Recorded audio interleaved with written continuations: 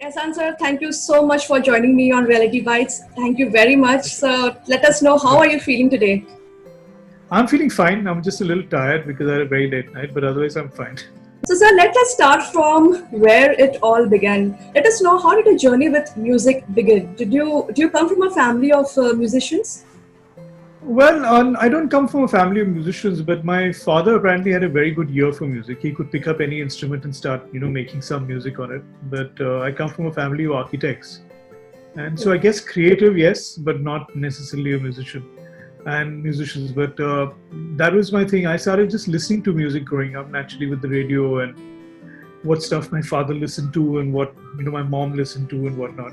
And slowly from there, by the time I reached like the ninth grade or eighth, ninth grade, I started fooling around on a guitar. And then, further on, and then got into playing guitar properly, taking lessons and whatnot. And then, of course, everything kind of started unfolding. All right. And sir, you are greatly influenced by Western music, right? From jazz, rock, electronica, country music. How did that happen? So how were you so much influenced by Western music? But actually, mainly because, my mom used to have like the radio on all the time. So there was a lot of Hindi music playing. But my father used to be only into Western music. He used to be into jazz and he used to be into, instrumental and film soundtracks, play soundtrack like My Fair Lady and that kind of stuff. So I grew up listening to that as well. And then slowly, and the thing is that I had an uncle, my father's brother, who was the younger brother of his, and he used to listen to a different kind of music, like the Ventures and stuff, like the Beatles and that kind of stuff. So I should be listening to that as well. And then my sister got into music and she started listening to, ABBA and that kind of thing. And then slowly she also started listening to some rock and whatnot. So I was very lucky that at my time of growing up, I got to listen to so many different kinds of music, whether it was jazz, classical, pop, rock, whatever, and Hindi music, of course, the older Hindi music, which is really nice according to me. And so by the time I got into music, I had a whole lot of influences. And of course, as far as guitar playing was concerned, I was more into rock and blues and that kind of thing. But when I started doing jingles, composing music for jingles, I found that a lot of the music that I'd listened to as a kid really came and helped because, see, the thing is, it is not listening to it just as a thing, you enjoyed it. So it kind of got into your system, so it was a good thing and like a gold mine for me in terms of, things that I could access for my work. Sir, you went to MI, Musicians Institute in Hollywood in California. And I heard that you initially went there as a rock guitarist. And then something happened and then you shifted your focus to blues. Tell us more about that. As I said, I was always into blues. But when I went there, there was a particular musician who I heard, his name is Robin Ford. And when I heard him playing, his playing had such an impact on me that, I said, this sounds so different. And for that year, I concentrated a lot on that style of playing blues. But of course, I did concentrate on everything else as well. The rock, the jazz, composition style, songwriting, all that. You basically concentrate on what you really like, but you can take every other course as well, Right. So I took every other course because I wanted to, why not? Since you're there for a year, you might as well take advantage of that. Absolutely. And so once you were done with the course there, you came back to India. How was the music scene here? I mean, how did you incorporate what all you learned in that 1 year? How did you incorporate here? Because I guess this is like 20, 30 years back. The scene was very different here at that time. Yeah, well, the thing is, when I came back, I started playing guitar in the studios for jingles and that kind of thing, And of course, everything that I applied, the thing is that a lot of, as a studio musician, and a lot is expected of you in terms of not just playing guitar at the back, of contributing to a track, So, everything that you heard, and everything that you learned, you applied little things from that, and you contributed towards what you were doing. A little piece of music, a little bit of a little guitar part that you added, which gave it a certain thing. So all that was very, very important for me, And then when I started working with Louis Banks, I worked with him for a year and a half.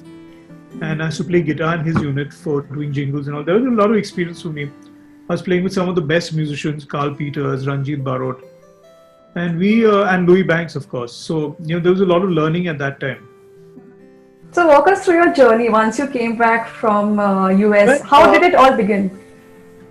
well, actually, on the second day when I was back from America, I got a call from a composer called Ronnie Desai, and he, said that, would you be interested in playing jingles? So I said, sure.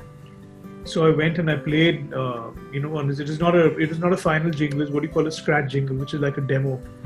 That if it gets approved, then you get the final job. Anyway, so I played on that, and then he started calling me. Through him, I started working with Gary Lawyer, who's a famous singer, and he was also doing a few jingles.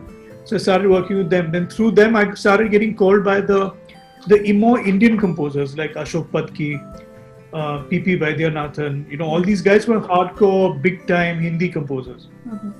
So I worked with them, and through them you make contacts, you meet other musicians, you meet other filmmakers, and I got and then I was playing with Louis Banks, and during that, after that year and a half, I got an offer to compose a jingle myself, which I did. And then suddenly, next thing you know, in the next 3 months, I'd become a jingle composer myself. I was getting jobs. And then, I used to work with a bunch of different musicians. Then Loy moved back from Delhi, in 1991. Then we started working together. And then slowly through that, doing jingles, and slowly Shankar Ehsaan Loy happened. And then the rest is history. And then Bollywood happened. Yeah. We were already very successful in what we were doing before we got into Bollywood. So I got into Bollywood pretty late. Not at an early age, like my 20s or something. I got there in like my mid 30s is when I got into Bollywood. But we'd already been very successful at doing what we had been doing all that while. So we were really on top of the game. Mm-hmm. So we came in with a certain attitude, with a certain kind of experience, which is really what we brought to the table. That even now that thing is an advantage, which gives our work. It's the same story with Rahman actually. He used to do jingles too. Yeah. The first time I met him, he used to be called Dilip. That's when I met him in the studios in Bombay, and I said, he's a composer, and I heard so much about him. So we were sitting and talking about that. So you know what I mean? So it basically, that was the journey. Right. So you have been following so many guitarists from a very young age. If you had to choose one guitarist out of the innumerable ones that you have been following, who would that be and why? Well, actually, I'd like to say two guitar players, actually. One is Robin Ford, of course. And the second would be a guitar player called Larry Carlton, actually. I heard Larry Carlton actually before Robin Ford. It is just that their style of playing really, it gave me goosebumps, let's put it that way. I heard a lot of music before that, but these two guys, something resonated with me, and I find that a lot of that is in my playing today, because of these two guys. And they really made a huge impact on me. Wow. And so I also know that you follow B.B. King a lot, right? Of course. That, yeah. If you play blues and you don't follow B.B. King, there's something wrong with you. Absolutely. He's a legend, yeah. Of course. You are the first guitarist from India to be endorsed by Fender Guitars. And you also have your own signature line called the Ehsaan Noorani Signature Stratocaster. Yeah. Tell us something more about that. Well, a friend of mine, a very, very good friend of mine, Jasbir Singh, he basically was a distributor for Fender guitars. And I happened to speak to him, and he's saying that, we've started importing Fender and all. I said, oh, that's lovely. We became very friendly. We started talking a lot and stuff, and then eventually became friends. Okay. And then I think a little later, in 2006 or something, the Fender guys had come to India, We flew down to Delhi, and I met them there. We met for lunch, and I, chatted with them a lot. And they knew, they saw that this guy knows so much about guitars and stuff like that. And they basically, as like a sign of gratitude, when they went back, they said that we'd like to present you with a guitar. So what's your dream guitar? So I told them this is what I like, and this is what I like, and that's the guitar I got months later because it was made by a special builder of theirs. Mm-hmm. So that was such a beautiful thing, and so it was really exciting. And later on, a year later, they said that we would like to release a signature model in your name for India. And we don't want to base it the thing is Fender has different categories. They've got the Fender Custom Shop, which is like custom made guitars, which are really very expensive. Mm-hmm. You're talking about, few $1,000s upwards. then you have Fender USA, then you have Fender Mexico, and then you got a brand of theirs called Squire, which is basically Fender, but they're made in China, and they're much more affordable. Though a lot of Squire guitars sometimes turn out to be better than Fender guitars also. It just depends from guitar to guitar. So basically, we decided that we'd go for Squire, otherwise nobody will afford it in India. So why make a guitar that costs over ₹1,00,000, which nobody will buy?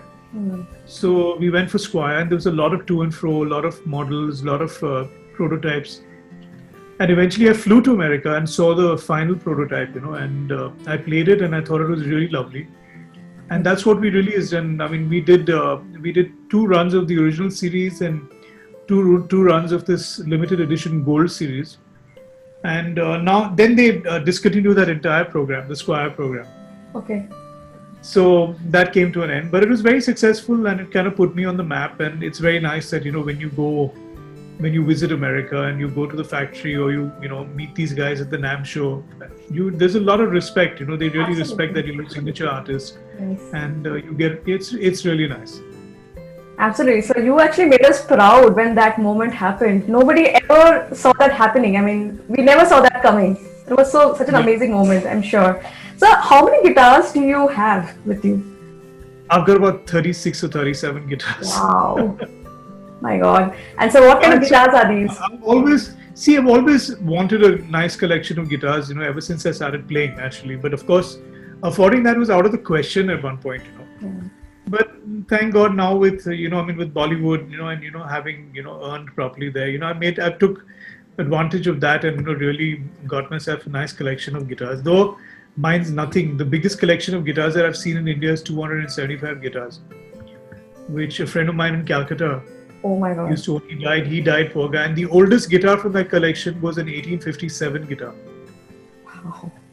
So when the rising of 1857 was happening in India, this guitar was made in America. My God, that's amazing. Yeah, I mean, we were busy in school studying history about 1857, and this person is owning a guitar from that year. Wow. Yeah. That's superb. And so out of all the 36 guitars, which is the one that is closest to your heart? Well, actually, I like each one of them. I like each one of them because each one is different, But the oldest one would be an old Paul Reed Smith guitar, which I bought when I was in school, when I just finished school in 1986. That guitar, it's been serviced I don't know how many times. It's had parts changed for the last, if you're talking about 86, so how many years is that? 34 years. Yeah, I was not even born that time. Yeah. I've had that guitar for 34 years. Wow. It's pretty cool. Yeah. So I keep on checking your Instagram videos, which you post on your profile, and those are superb. Every time I see a new guitar there. So there's this blue one which I really like. It looks so beautiful. That's also the same brand, Paul Reed Smith. Yeah. How did you meet Shankar sir, and then how did you decide to come as a trio music composer? In thinking Shankar was also had got into singing jingles and stuff like that, And of course, he was a software engineer at that time. He was not very sure, whether he was going to get into music or, go abroad and study, settle down in Silicon Valley, and he'd probably have a huge house today. So he eventually made that decision that he wanted to be a musician, and he's not looked back since. And I got a call from Mukul Anand and to do his film Das. And I decided, man, I'd like to work with these two guys, and that's really how Shankar Ehsaan Boy happened. The film was called Das, which had Salman Khan and Sanjay Dutt in it. A video got released, a song got released from that album called Sabse Aage Ho Gaye Hindustani. Of course, everyone knows about that. And that became a big hit, And basically, from there we started getting work. Mission Kashmir, Dil Chahta Hai, Dil Lagi, Shul, Rockford. And so, as you just mentioned, that you have composed for so many movies, right from Mission Kashmir to Panga that released this year. Yeah. Which has been your most toughest composition till date? Well, it is it's very difficult to say what is easy and what is tough. I mean, the thing is, sometimes ideas just come easy, and it perfectly fits into what you want, what the director wants.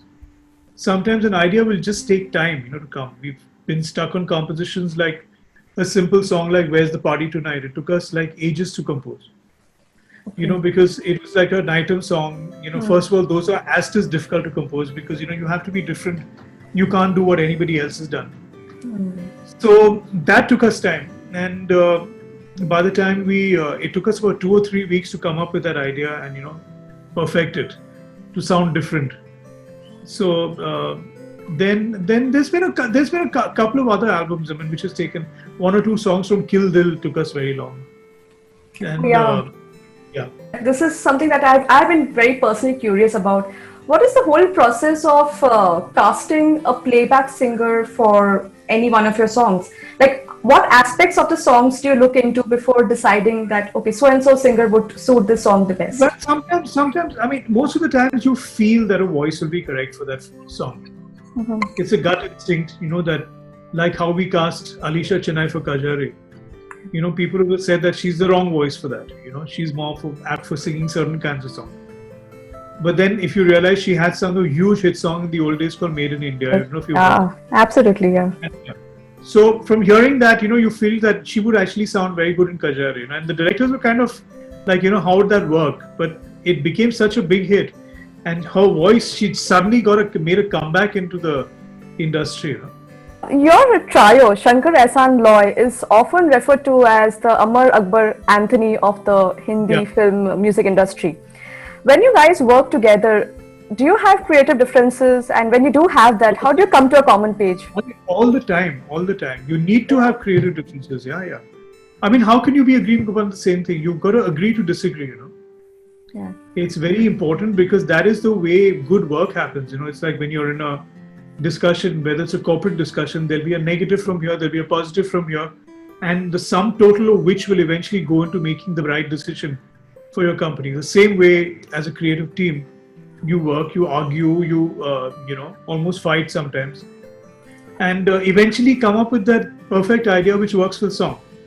Yeah, but sir, I can't imagine you fighting at all. Oh my God, I'm the one who fights the most. No, sir, I don't believe that. I don't think anybody would believe that. Honestly, I'm the one that argues the most. The reason I argue the most is that because I tend to have a very objective approach towards the music. See, when you're doing a thing for a film, you have to keep a lot of aspects in mind. What the director wants, naturally what the public would like, and above all, what you like. Now the thing is that what you like percentage can be very big, a big part of the song where you'd be so subjective that everything that you do is nice. Yeah. But somebody has to say that everything that you do is not nice and this I think is terrible. So that's the kind of role that I play. Okay. Sometimes I may not even contribute a note to the song, but you know I'll have an opinion which kind of directs that song in a particular way, and that's the way with all three of us. Okay. And so if all three of you are at loggerheads with each other, how do you come to a common decision? We break from it, and invariably there'll be something that will take your attention away from the song, and then you'll get back into it, and then the ideas start flowing again. Wow, amazing. That's why you guys are such amazing music composers. Everybody looks up to you. One of the most talked about movie albums that you have composed for is Dil Chahta Hai. That was almost 20 years back, to the very recent Rock On and Rock On 2. The whole music of Rock On changed the way people perceived Hindi rock music in Bollywood. So tell us, walk us through that whole process. Like, what was going on in your minds? How did you compose that music? So basically, this guy, Abhishek Kapoor, the director, he had an idea of doing a rock film, which was, I mean, like a really good idea because, you know, that had not been done. And so he approached Farhan first, you know, that, you know, as a producer.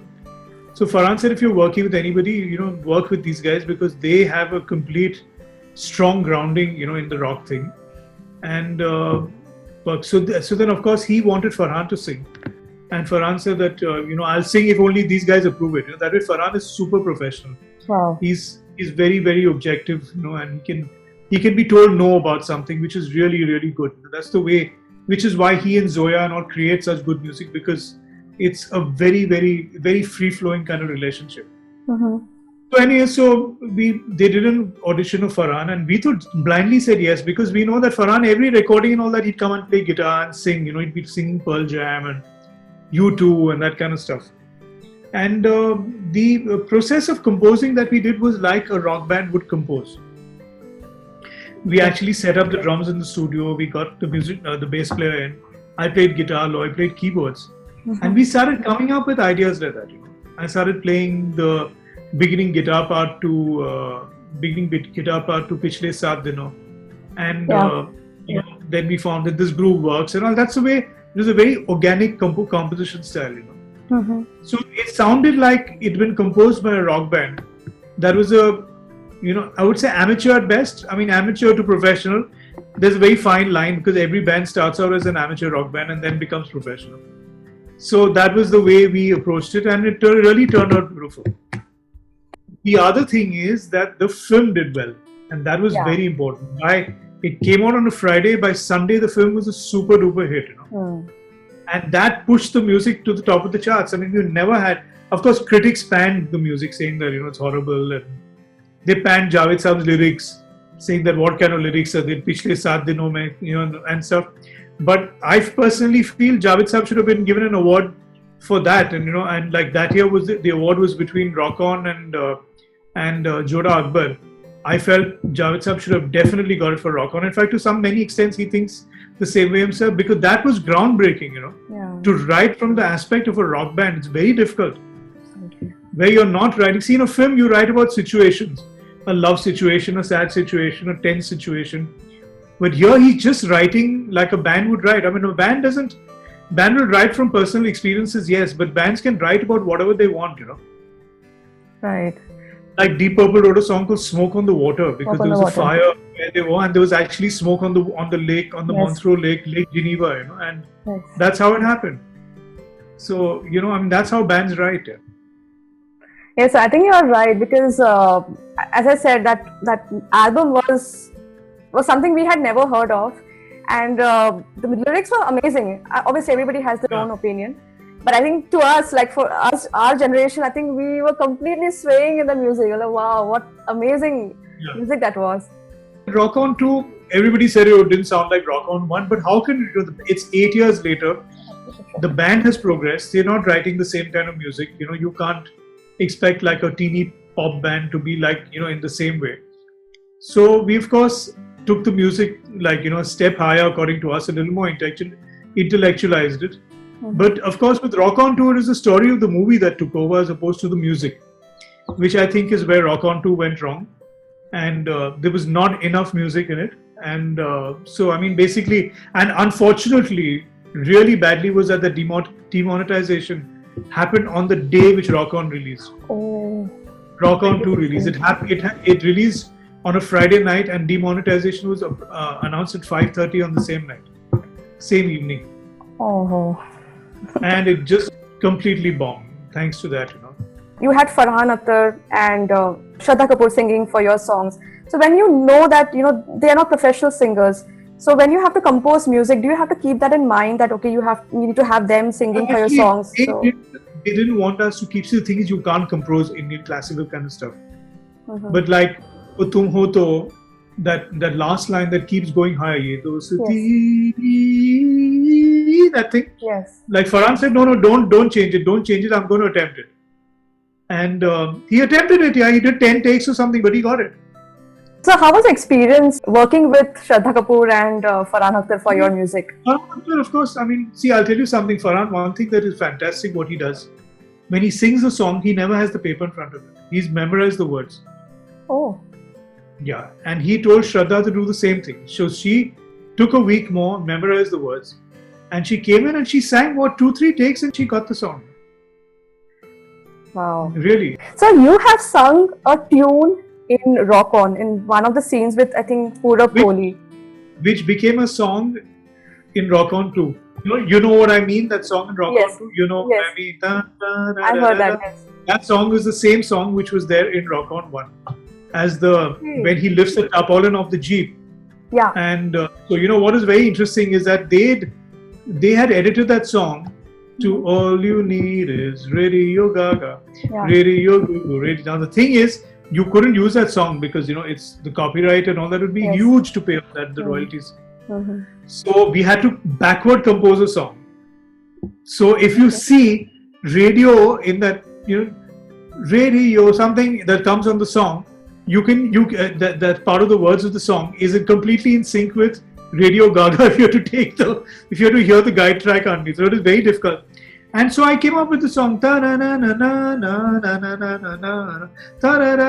that fit in perfectly into the thing. Sir, please sing that line for us. Sir, please sing that.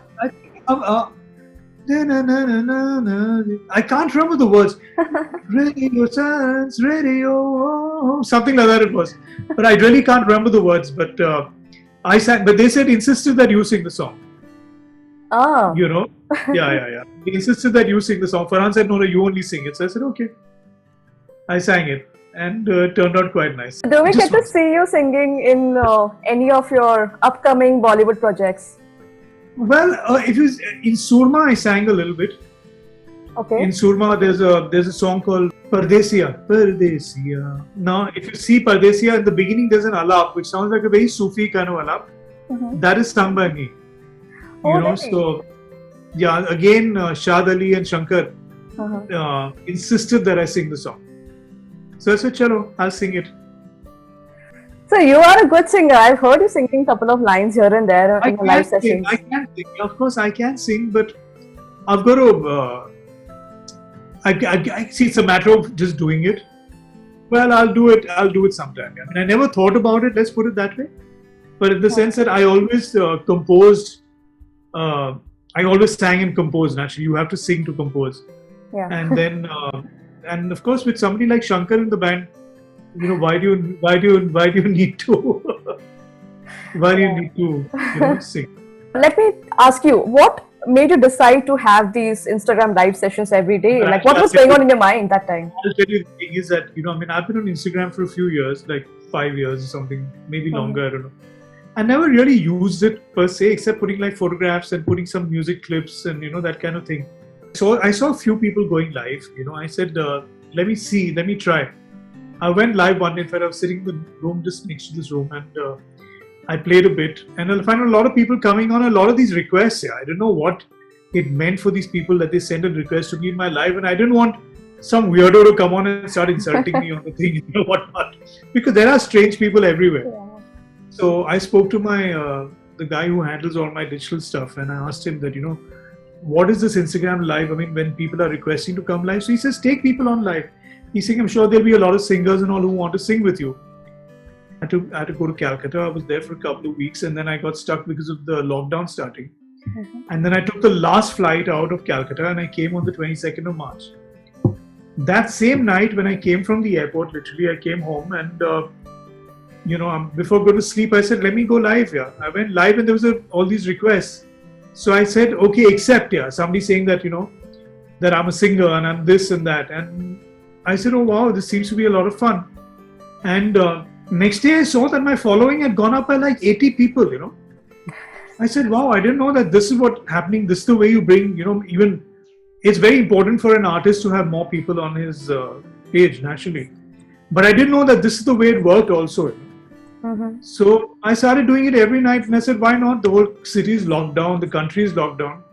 I was enjoying myself doing it. I felt like I was going on stage performing for all these people and having them perform for me and, that kind of thing. But then it started having a deeper implication to everybody, I mean, like, people who were upset, people who were bored, people who were fighting with their parents, people who were depressed were, getting some kind of positivity out of it, and I said, yeah, man, I should do it. I mean, the audience for these last 25 years of Shankar Ehsaan Noorani, the audience has done so much for us.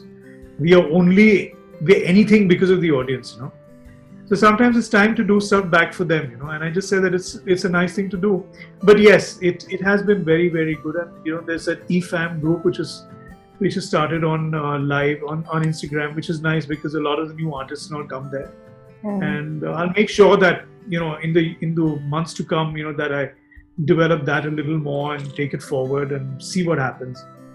But yeah, it's been a lot of fun. It's been very insightful and very, very, it's been very uplifting. Like I said, not only for me, but for the artists. And there's so many artists. Yeah. I mean, from all over India. I mean, like whether they're musicians, whether they're singers, songwriters, so it's been good, Yeah. And so, what is that one thing that you found in these live sessions that completely blew your mind away? Well, there's so many lovely singers that I've heard. There's this guy called, and songwriters. This guy called Kevin Fernando from Chennai, who's a really really good songwriter. Amir Rizvi from Calcutta. This guy called Deepon from Calcutta. Then I came across a singer called Mansa. Her name is on Instagram live name is Mansa Jimmy. She's from Nainital. Okay. And she was literally about to go to sleep, and my Instagram live message woke her up, and she came and she sang so beautifully. I said, "Wow, what kind of singer is this?" And there's a guy from Lahore called Anas Ali. He's superb, Anas Ali Khan. Then there's Vani Basim from Delhi. There's Tarini Kochar from Delhi, Tarini Marwa from Delhi. These guys are all damn good musicians. I mean, they're like really, really superb songwriters. There's another girl from Chennai called Gautami, she's like an encyclopedia of Hindi and Tamil music. She knows every song that's been done by everybody, including us. She knows the song, all of Rahman's catalog. She's a Bharatanatyam dancer and a classical singer. So it's lovely to hear. Very insightful to see what she does. Other thing which was a great discovery was all this talent from the Northeast, from Shillong, from Nagaland. Abdon Mek, this girl called Jijan. Then there's a couple of other people I can't remember their names, but they were so good, their songwriting and their singing. So there's a lot of music here happening in this country, especially now. And the thing is, I encourage a lot of them, not these people in particular, but other people that, why don't you attempt writing a song? That you've got a voice, you're playing guitar, so why don't you sing? So a few of them did that also, like compose original songs, and now they're into composing original songs. So it's nice, it's nice, it's fun. Wow, sir, you have been so inspiring. I mean, imagine people who had been doing cover songs for so long, now they're composing their own songs. That's such a good thing. Actually, I always feel that, there's so much talent. Why is everybody putting out covers, like good singers, even some semi-professional, professional singers. This is my cover of something. So, I knew them well enough to tell them that why are you singing covers? Do one cover maybe, for a song that you really like. But don't keep putting out covers, I said, you guys can afford it. Work with a songwriter, put up an original song, and that's it. But let's see, but I'm at least happy that in the indie space, all these younger writers are doing that. So, sir, one very important question. Do we get to see you collaborating with any of these new musicians from the Efam? Probably. Yeah? Yes. Wow. Yeah, I see myself doing something with some of them, but I have to first, like I said, I've got to get a little more organized. Even though this 3 months was like no work, I'm super disorganized. I definitely would love to do something. Wow. We would look forward to that. I think the whole Efam would be very, really happy to see this part when this goes online. Yeah. And so, when do we get to listen to Shankar Ehsaan Noorani music in the coming months? Well, it's being completed. We are completing Tufan, which is Rakesh Mehra's film. We have to complete Bunty or Bubbly Part 2. Oh. Then we are going to complete Prithviraj Chauhan. Then on the 4th of August, we've got this web series called The Bandish Bandits. I've seen that. Releasing.